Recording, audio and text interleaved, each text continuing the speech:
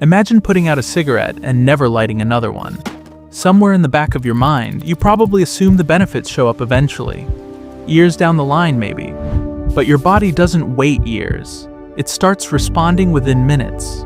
So what's actually happening inside you, hour by hour and week by week, once you quit? Let's follow the timeline. The first few hours. Within 20 minutes of your last cigarette, your heart rate and blood pressure begin to drop back toward normal. That's because nicotine is a stimulant. It raises heart rate and constricts blood vessels almost immediately. And once it's gone, your cardiovascular system starts easing out of that state. By around 12 hours, the carbon monoxide that built up in your bloodstream from smoking has largely cleared. Carbon monoxide competes with oxygen for space on your red blood cells. So as it clears, your blood can actually start carrying oxygen more efficiently again. You won't necessarily feel dramatically different yet, but underneath the surface, your body is already recalibrating. Your brain fights back. Here's the part most people underestimate. Nicotine doesn't just create a habit, it changes brain chemistry. It triggers the release of dopamine, a neurotransmitter tied to reward and pleasure, and over time, your brain adapts to expect that hit. When you stop, your brain is essentially relearning how to regulate dopamine without it. That's why cravings, irritability, and difficulty concentrating are common in the first few days. These are associated with nicotine withdrawal, not a sign that something is wrong with you. Research suggests cravings often peak around day 2 or 3, then gradually become less frequent and less intense over the following weeks. Not because willpower increases, but because the underlying neurochemistry is settling. Your lungs begin to repair. Inside your airways are tiny hair-like structures called cilia, which help sweep out mucus, debris, and irritants. Smoking damages and paralyzes these cilia over time. Within roughly 1 to 9 months after quitting, cilia function has been associated with meaningful improvement, which is one reason many former smokers notice less coughing and fewer respiratory infections during this period. Lung function itself doesn't reverse overnight. The airways and tissue need time. But studies tracking former smokers have found measurable improvements in lung capacity and reduced coughing within the first few months, continuing gradually over the following year. This doesn't mean existing damage disappears entirely. Some changes, especially after many years of smoking, may be permanent. But the trajectory shifts from ongoing damage to gradual repair.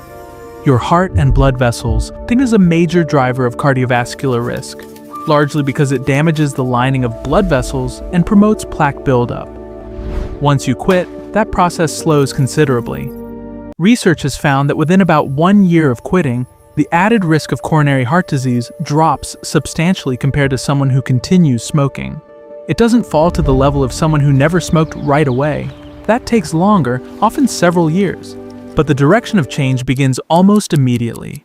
Blood circulation also tends to improve within a few weeks to months, which is part of why some former smokers notice their hands and feet feel warmer, or that minor cuts seem to heal a bit faster. The withdrawal window. None of this is to suggest quitting feels easy. Nicotine withdrawal is real, and it can include irritability, anxiety, trouble sleeping, increased appetite, and difficulty focusing. These symptoms are generally most intense in the first 1 to 2 weeks, driven largely by the brain adjusting to functioning without regular nicotine exposure. For many people, symptoms taper off substantially within a month, though the psychological habit, reaching for a cigarette during stress, after meals, or in social situations, can take longer to fully unlearn. That's an important distinction. The physical withdrawal and the behavioral habit aren't the same thing, and they don't resolve on the same timeline.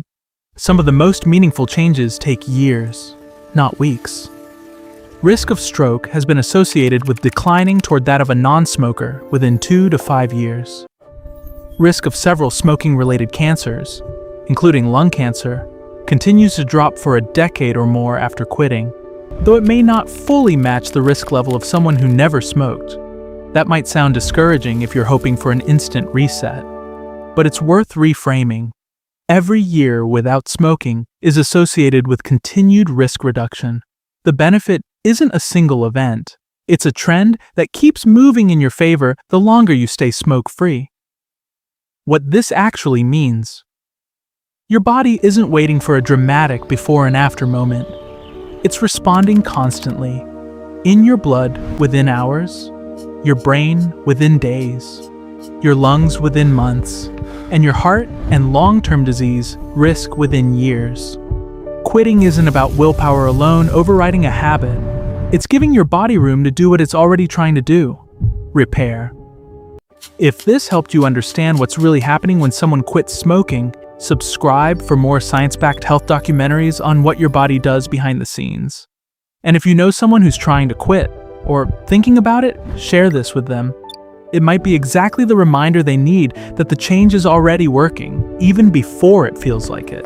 Because sometimes the hardest part isn't the quitting, it's not being able to see, minute by minute, that your body is already healing. If you're finding this helpful so far, take a second to hit like and send a hype.